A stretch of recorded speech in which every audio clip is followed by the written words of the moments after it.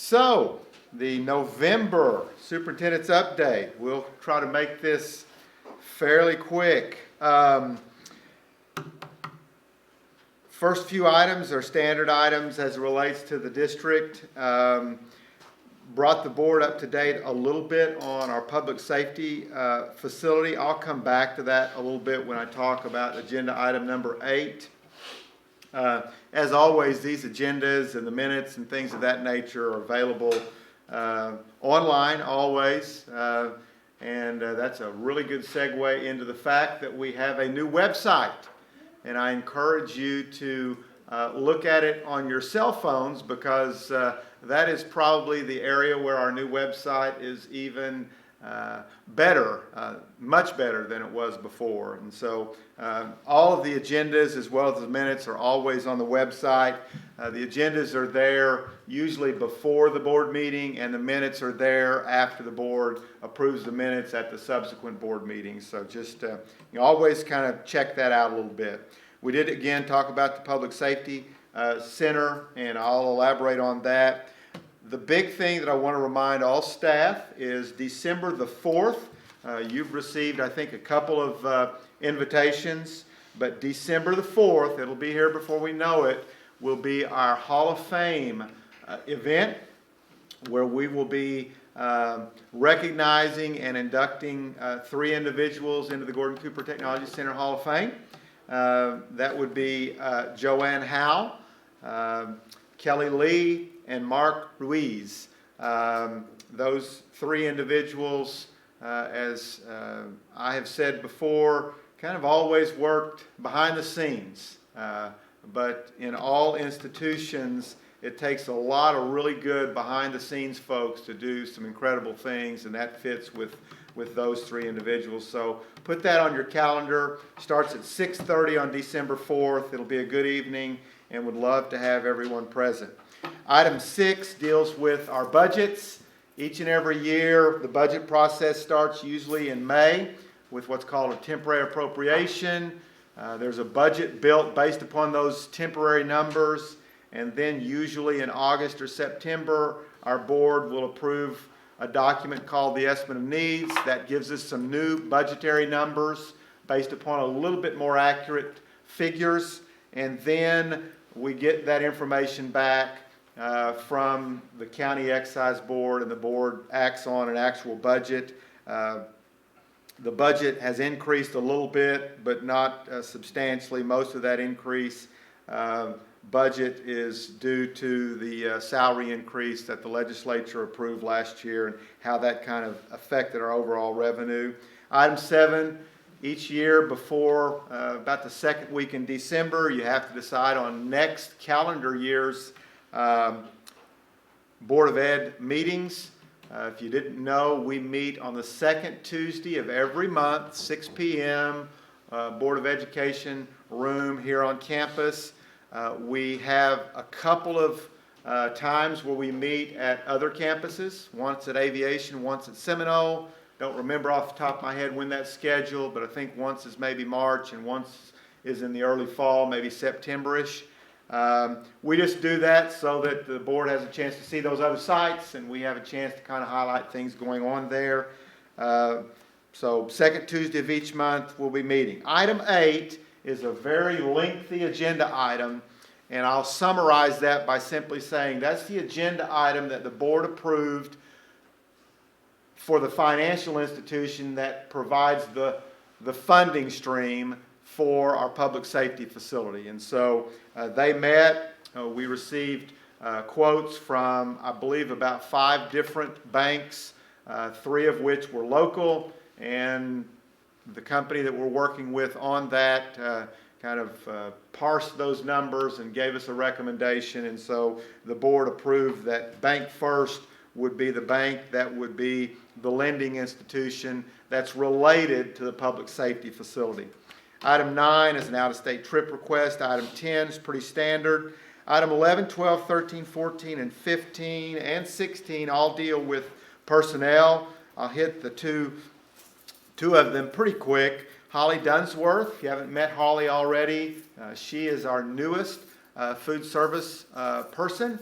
and kind of spent about 2 weeks working in a temp capacity, and then she just did such a great job. We put her on full time, and we're happy to have Holly. She's doing a good job, and glad that she is part of Gordon Cooper. Cassie Cochran, we kind of made do for a while in Business and Career Services with that vacancy. She is the person that we recommended to the board. If you get a chance, again, Cassie is down in Business and Career Services, one of the kind of daytime secretaries, and she also happy to have her. Item 15, you received an email from me, and you'll probably receive subsequent updates, but I'm certainly happy to say, as I was quoted, that the board, after a statewide search and several interviews, they chose Mr. Bob Perry to be the next superintendent at Gordon Cooper Technology Center, and he'll take over officially on July 1. And we'll spend the next 6 or 7 months not just with that transition, but there's going to be other transitions. There will be other changes, other hirings, other things that go on between now and June 30th of 2019. That's the normal order of doing business.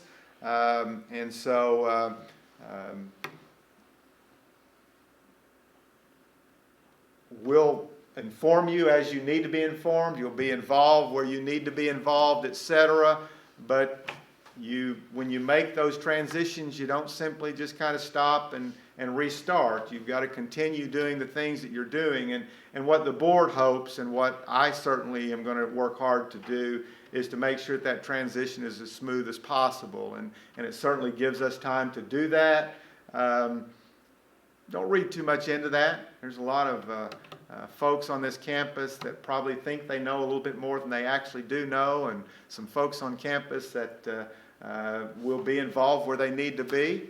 And our bottom line is real simple. We're going to continue serving the people that we're here to serve.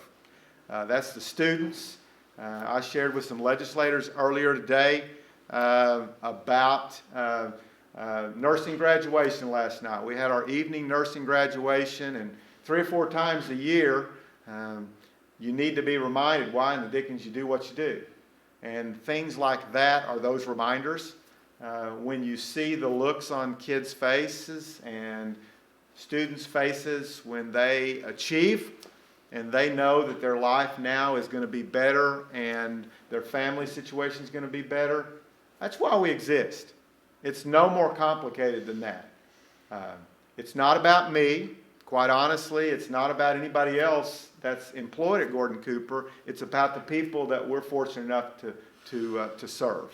And so we're going to be focused as we have in the past, and that's going to continue. That was one of the things that's pretty clear as far as the board was concerned. They were fairly satisfied with things, but they are not content. And they expect continued innovation, continued improvement, continued changes to occur. And I'm going to be working real hard between now and then to make sure that the pieces are in place to make that happen. So happy for Bob. I thank Bob, but nonetheless, he's going to have an opportunity to completely change what he's been doing for the last few years, and he understands that that's going to be a little different. Actually, it's going to be a lot different, but nonetheless, we've got a lot of work to do in the next 7 months. We've got to make sure that we take care of the students, both those that we operate with on a full-time basis, those that we hope to affect in the future, and those that we deal with in open enrollment, business and training, et cetera, et cetera, et cetera. And last item, 16, dealt with an adult training person. And then item 17 was a little bit of an outgrowth of our most recent financial audit. Honestly, I didn't even know there was a thing called a receiving agent, but there is. And now we have them. And it looks like that's receiving agents, plural, because you can see, I think there's 47 names If you felt like you needed to be included in that list, we can certainly make that an agenda item at some point in time, but I think we've got a pretty good comprehensive list of folks that will be responsible for you. You don't need to worry, nor do those people that are on that list need to worry. They'll have some responsibilities, not major of sorts, but they'll have some responsibilities, but it won't change the overall purchasing process much. Item 18, 19, 20, 21 all deal with personnel issues, all deal with financial issues. Don't see a lot of big items there. Let me go back and elaborate a little bit more on the public safety facility. We dealt with the financing aspect of it so that we would have the money, and basically the way that facility will be funded is it will all be with local funds. Just to remind you, we're not involved in bond issues like our K-12 partners are. Never have been, never will be. And so we have to look at different ways to do that. Sometimes we can just simply save and pay for the whole thing with cash, and then we also do have an option to do what's called lease purchase, and that's what we will do with this. And basically the way it will work is we'll use some local money as a down payment. We'll receive a loan. In your vernacular, it's not technically a loan, but from your perspective, it's a loan from a bank. And then over the course of 10 years, we will pay back that note. And the monies that we will use to pay back that note will simply be building fund proceeds that we receive on an annual basis to operate under. The fancy way to refer to that is we'll use building fund proceeds to pay debt service. We don't have much debt. Actually, we have zero debt, unlike a lot of other bodies, including the state of Oklahoma and most other institutions. But we will have debt. We won't know what that amount is until the bids for the building. And so you've got the funding stream that we dealt with on Tuesday night, and you've got the actual expenditures, which would be the building. And we'll know that on December 6th. We'll have a bid opening here on campus December 6th in the afternoon, and that's the point in time when we'll know what's this new facility going to cost us. You can't really know until then. There's a competitive bidding act that you've got to follow, and as such, you cannot know what it's going to cost you to do those kinds of things until that point in time, certainly down to the penny. The facility has not changed in terms of its scope and its size at this particular point in time. The biggest visual aspect of it is going to be about a 21 to 22,000 square foot facility that will have a large meeting room, kind of think about the size of Skylab 1 and 2.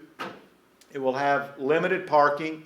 It will actually be immediately south of the diesel building. And in that building, large meeting room, there will be 4 classrooms, one of which will be our new our paramedic program. Also has a lab adjacent to it that they will use for their purposes. We'll have our new criminal justice and emergency services program for high school students that will be in that facility. And there'll be 2 other classrooms that initially will be predominantly for what I would call continuing education in the fire and law enforcement arena. I kind of envision Joni and Nisha with some of their security guard training and other kinds of things being able to use that facility for that purpose also. There will be a driving simulator that we already have on campus, but it will be relocated, and there will be a shooting/firearms simulator that will already on campus that will be moved there. Adjacent to that facility to the east, about 100 feet, give or take a foot or two, will be a fire training facility where fire departments, both local and regionally, can do more substantial training as it relates to fire training for, again, existing workforce. That's going to be the building. That's going to be the project. If we open bids and everything goes well in December, you're probably looking at about a February groundbreaking, and I would hope by hopefully and don't quote me on this, you definitely can't quote me much after a certain point in time, but I would hope by January of 2020, you'll be in that new facility and actively operating, etc. The criminal justice program for high school students, we'll have to find a location on campus next year. That would be fall of 2019 for those students to be, but I think we can do that, and that won't be a problem at all. So, with that, questions?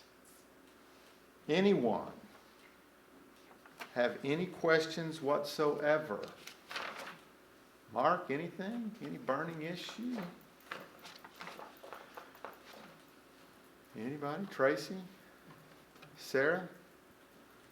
Had some legislators on campus this morning. That went fairly well. We've had all 6 of our area legislators on campus and taken a little different approach with them. That will always be an issue, always be a relationship that we've got to work very hard on. You cannot ever make or take for granted that those relationships are what they need to be, or that you can kind of rest on that. That's an annual situation that's going to be everybody's responsibility.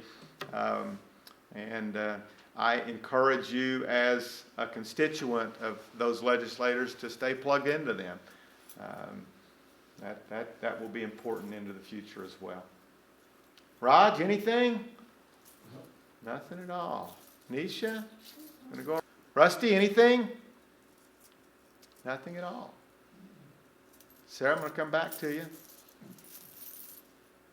Man. Bob?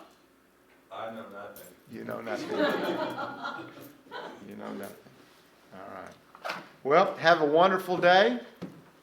Have a great Thanksgiving. We'll go a couple of days next week, have a few days off, and then before we know it, it'll be Christmas break. So, thank you.